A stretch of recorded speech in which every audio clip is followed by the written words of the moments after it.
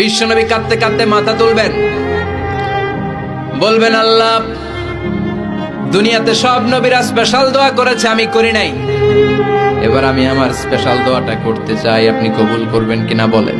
আল্লাহ বলবেন, নবী কি আপনার দোয়া বলেন? বিশ্বনবী বলবেন, আমার একটা উম্মত যার অন্তরের মধ্যে যাররা পরিমাণ ঈমান আছে, একবার আপনারে আল্লাহ বলে ডেকেছে, একবার আমি বিশ্বনবীর উপর দুরূদ পড়েছে, একবার শাহাদাতের বাণী আমার যে গুনাহগার উম্মত দুনিয়ার বুকে থেকে ঘোষণা দিয়েছে, ওই একটা উম্মত যদি জান্নাতে ঢুকতে না পারে, আপনি আমারে জান্নাতে ঢুকাতে পারবেন না।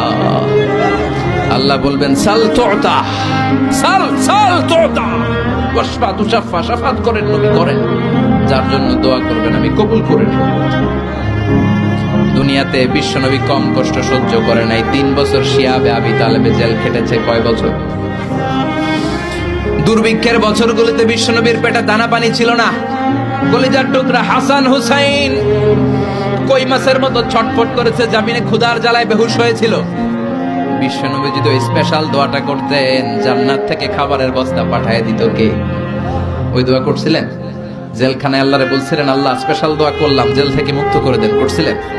যুদ্ধের ময়দানে নিজের দাঁত ভেঙেছে, উহুদের ময়দান সাক্ষী, বিশ্বনবীর মুবারক রক্তে উহুদের ময়দান রঞ্জিত হয়েছে।